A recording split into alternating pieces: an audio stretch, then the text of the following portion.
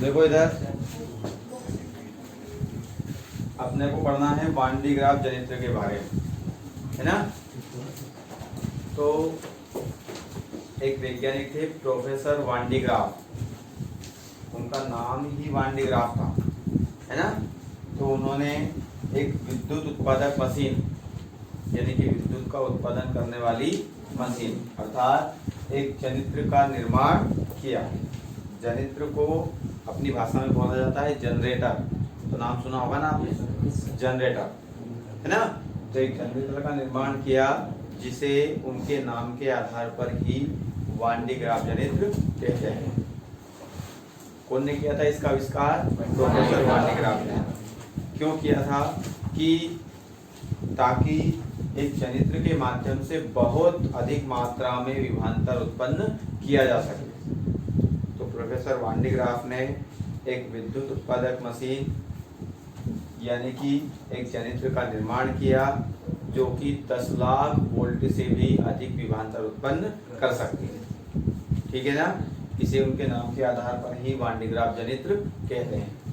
अब इस वान D graph जनित्र का ये हमने पूरा चित्र बनाया हुआ है और इसका सबसे पहले हमने लिखा है सिद्धांत। क्या लिखा है हमने? सिद्धांत। सिद्धांत में हमने ये लिखा है कि वान डी ग्राफ जनित्र जो होता है वो नुकीले धारावाही चालक के सिद्धांत पर कार्य करता है।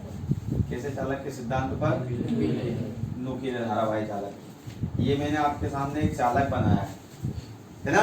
तो इसमें आपको इसका नुकीला भाग दिखता होगा, ये वाला दिखा है नुकीला भाग। तो नुकीले भाग में क्या रहता है? ये चालक तो आपका पूरा है, आवेश इसमें से पूरे में से बहेगा, लेकिन फिर भी इसका ये जो नुकीला सिरा आपको दिख रहा है, इस नुकीले सिरे पर आवेश की मात्रा सबसे ज्यादा होती है। कौन से सिरे पर? नुकीले सिरे पर। यानी कि नुकीले सिरे पर आवेश का पृष्ठ घनत्व सबसे अधिक होता है। इसी कारण इस नुकीले भाग से विद्युत पवनें निकलती हैं, मतलब इस भाग से धनावेश निकलता है।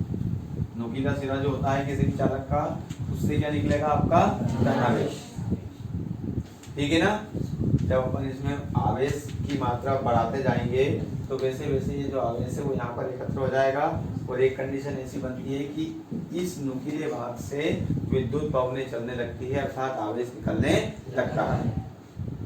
वान डी ग्राफ जनित्र का सिद्धांत है कि वान डी ग्राफ जनित्र नुकीले धारावाही चालक के सिद्धांत पर कार्य करता है, क्योंकि नुकीले धारावाही चालक के नुकीले सिरे पर आवेश का पृष्ठ घनत्व सबसे अधिक होता है, जिसके कारण उस नुकीले भाग से विद्युत पवनें निकलने लगती है। ये अपन ने सिद्धांत में लिखा है। दूसरी चीज हमने लिखी है इसकी बनावट। क्या लिखी है अपन ने? बनावट। बनावट में क्या है? ये आपने जो पूरा उपकरण बनाया है इसके बारे में हमें बताना है कि कौन सी चीज क्या क्या है, इसमें किसका क्या उपयोग है। तो यहाँ पर देखिएगा थोड़ा सा, इसमें ये जो ये अर्ध गोला गोले का जैसे दिख रहा है आपको, ये पूरा गोला तो नहीं है लेकिन ये कैसा गोला है? आधा गोला है ना। इसको नाम दे दिया हमने एस। तो इसमें हम लिखेंगे कि इसमें 5 मीटर व्यास का एक एस गोला होता है जो कि 2 स्तंभ पी और पी डैश पर टिका होता है। ये इसके 2 स्तंभ हो गए, इन पर ये अर्धगोला आपका टिका हुआ, ठीक है ना। इसके बाद में यहाँ पर P1 और P2 तो घिरनियाँ होती हैं। घिरनी तो देखी होगी आप सभी ने। P1 और P2 क्या होती है? तो घिरनी होती है और इनके ऊपर ये रेशम या रबर का बेल्ट लगा होता है। काय का बेल्ट लगा होता है? ये रेशम या रबर का ये लगा हुआ है बेल्ट हमारे सामने। C1 और C2 दो कंघियां होती हैं। इसमें से C1 कंघी जो होती है वो स्प्रे कंघी होती है, मतलब आवेश को छिड़कने वाली कंघी। स्प्रे का मतलब क्या होता है? छिड़कना, है ना। तो किसको छिड़केगी? ये आवेश को। इसीलिए इस C1 कंघी का संबंध एक बैटरी से रहता है। कैसे रहता है? ये यहाँ पर आपकी बैटरी जुड़ी हुई है ताकि ये C1 कंघी इससे आवेश को ले सके और इसके जो नुकीले भाग हैं इन नुकीले भागों से आवेश निकलने लगता है। ठीक है ना। इसके बाद में दूसरी कंघी होती है आपकी C2। तो C2 जो कंघी होती है उसको बोला जाता है संग्राहक कंघी, क्योंकि ये जो आवेश यहाँ पर आएगा ये इस आवेश को संग्रहित करेंगे, इसलिए इसको क्या बोलते हैं हम, संग्राहक कंघी। ठीक है। इसके बाद में ये D एक आयतन स्रोत या संसूचक होता है, ये इसकी बनावट हो जाएगी। इसके बाद में इसकी कार्यविधि भी बहुत सिंपल है कि हम जानते हैं कि ये जो पूरा वान डी ग्राफ जनित्र है ये नुकीले धारावाही चालक के सिद्धांत पर कार्य करता है। जब हम इस P1 गिरनी को किसी मशीन से या किसी भी अन्य स्रोत से जब हम इसको घुमाएंगे तो जब ये गिरनी घूमेगी जिसके ऊपर लगा हुआ है जो बेल्ट है ये भी घूमने लगेगा।